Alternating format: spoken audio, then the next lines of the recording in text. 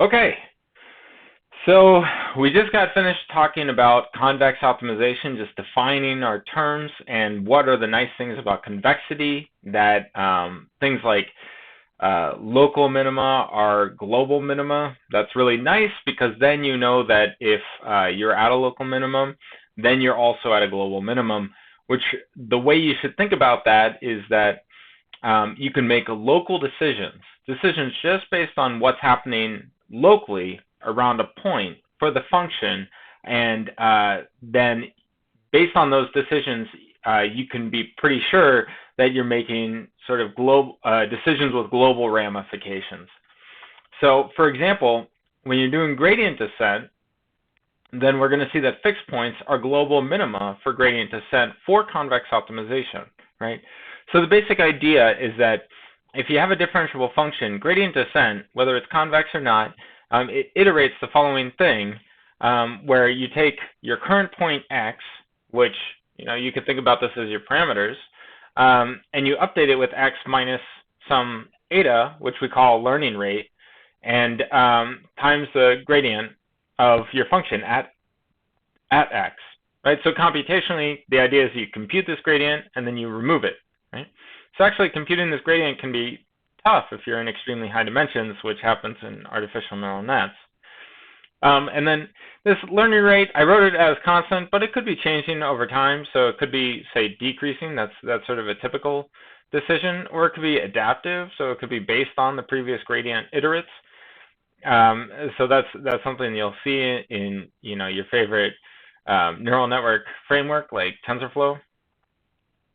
Gradient descent, it has a fixed point if and only if this gradient at the point is equal to 0, right?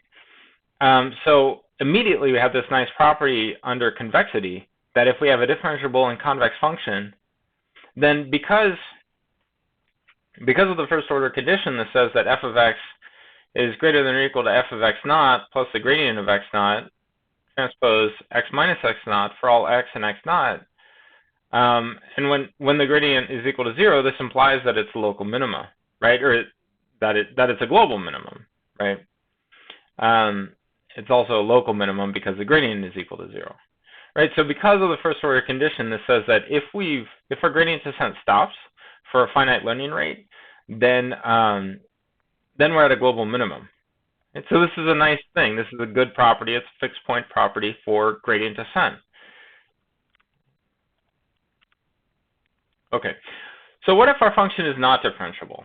And this is going to be actually the majority of the case for what we're going to consider, or a big portion of the case for the types of learning machines that we're going to consider. So things like support vector machines, also things like the lasso, and also neural nets with ReLU activations.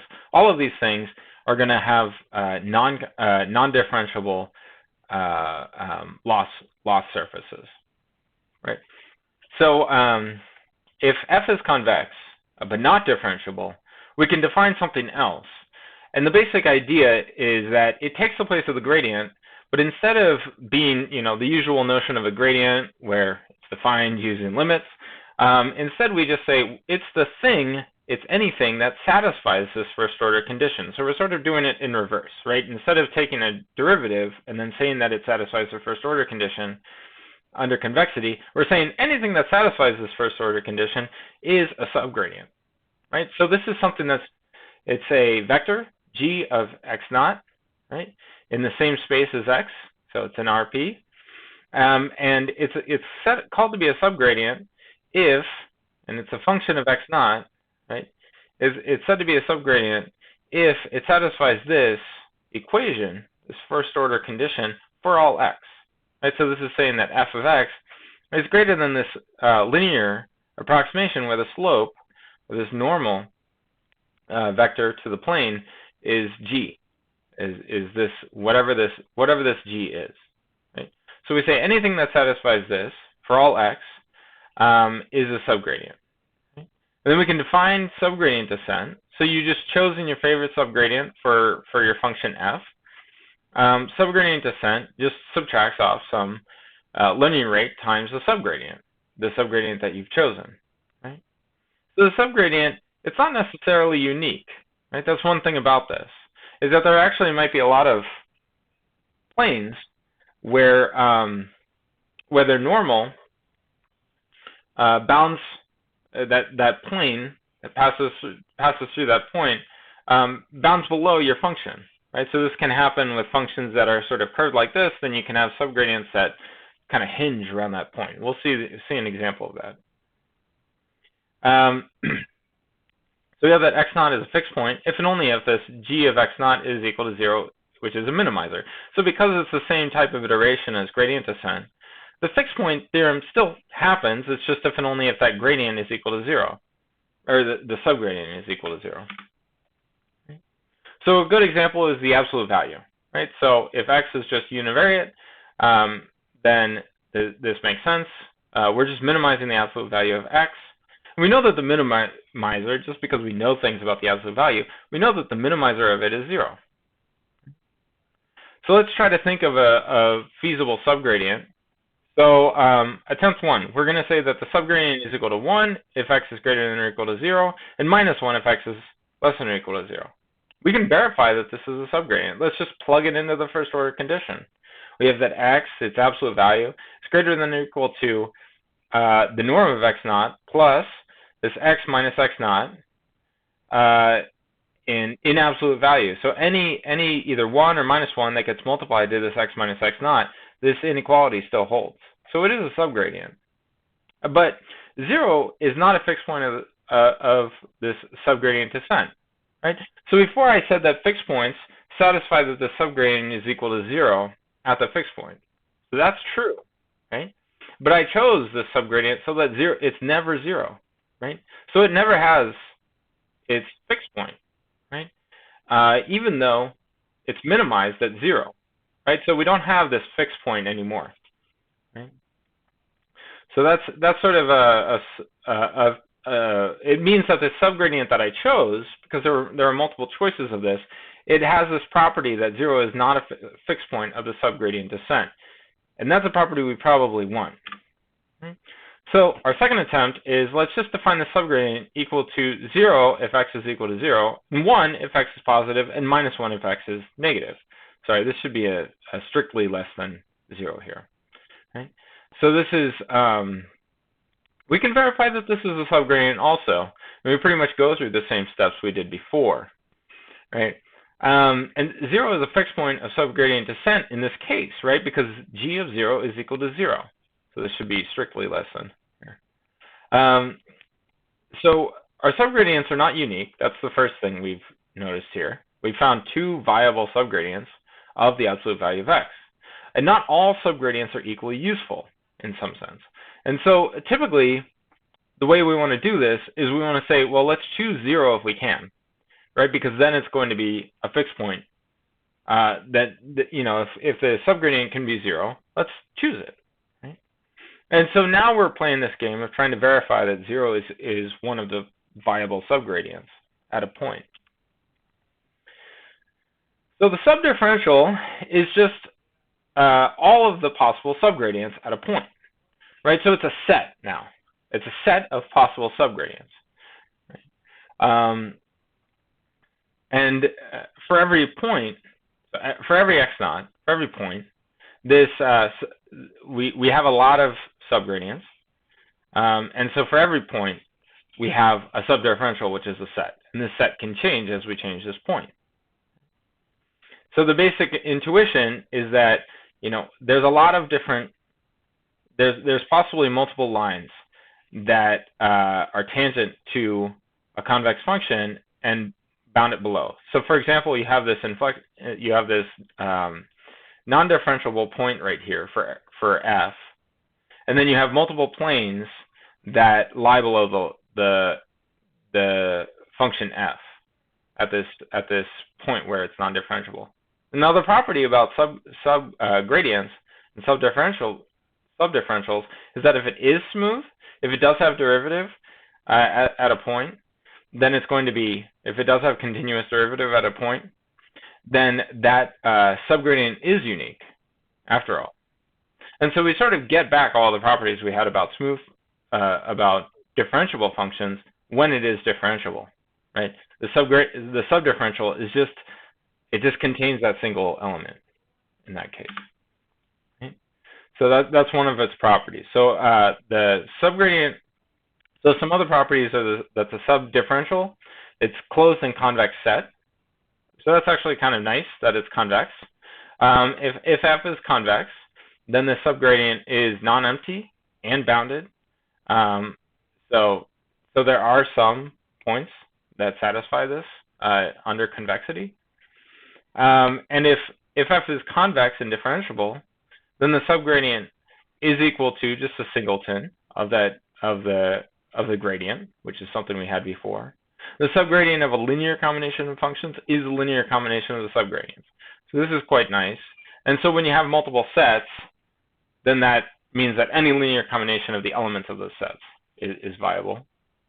Then if f is convex, then x naught is a minimizer if and only if 0 is in the subdifferential, right? And this is what we've already sort of verified.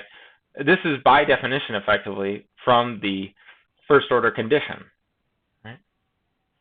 So to verify, if you have a convex function, to verify if a point is a minimizer, then you just have to look to see if 0 lies within the subdifferential.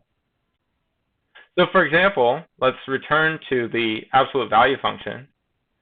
We have that the subdifferential at 1, for a positive function, the subdifferential is the singleton 1. And that's because over in this region, you just have this positive line with a slope of 1. And so it's differentiable at this point, and the slope is always 1 in this case. And on this side, you have the slope of -1, right? And so it's differentiable, and you have this slope of -1 in the negative space. But at 0, you have this. It's not just a singleton; it's the entire interval from -1 to 1, and you can kind of imagine all the possible tangent lines that lie below the function as having slope ranging from -1 to 1. Okay, so we're going to talk about an example of a minimization. So imagine minimizing the square error, the sum of square errors, times 1/2, and then plus lambda times the sum over I of the absolute value of beta I. So instead of a design matrix, which is xi times, so soft thresholding, the basic idea behind it is that if we have some objective, which is a sum of the square difference between some yi and beta I, and then we also have lambda times the sum of the absolute values of the beta i's, then these differences squared, the basic idea is that we're trying to sort of denoise the yi's by choosing betas that are sort of shrunken down towards 0 by this extra penalty.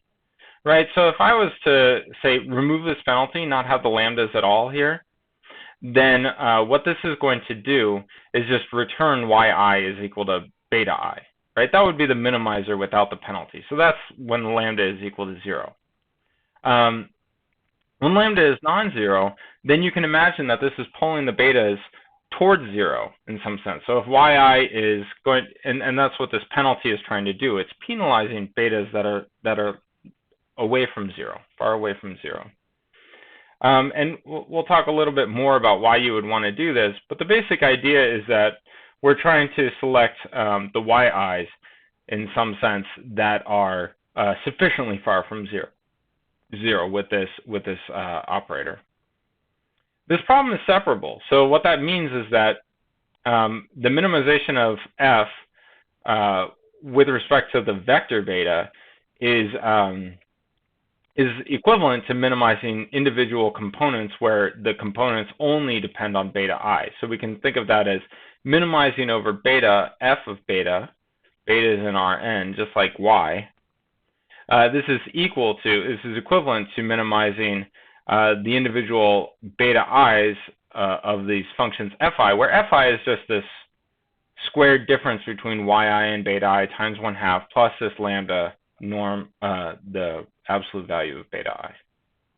Okay, so it's separable because it's written as a sum of functions that only depend on beta I. So this leads us to our next exercise. So this program, this minimization problem that I've given you, our goal is now to minimize this fi of b with respect to b, right? So now I claim that it's the following function, which is called soft thresholding, is what the minimizer of this is. So hard thresholding, the basic idea is that if your y gets between 0 and lambda or minus lambda, then it gets thresholded exactly to 0. So you can think of this hard thresholding function as sending y to 0 if y gets between minus lambda and lambda, right? So it's thresholding out the y's that have absolute value less than or equal to lambda. Soft thresholding does something slightly different. It's sort of like a continuous version of this hard thresholding. So the basic idea is that this soft threshold is exactly 0. It evaluates to it maps to exactly 0 between minus lambda and lambda, and it's a line. It's linear with slope 1 outside of that, and it's continuous. So that defines soft threshold, and it's defined precisely to be the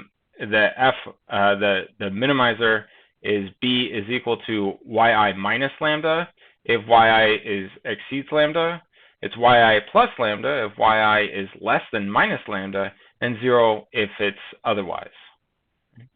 So verify this as an exercise, and you should do this using finding the subdifferential for this function, and then seeing when 0 lies within the subdifferential.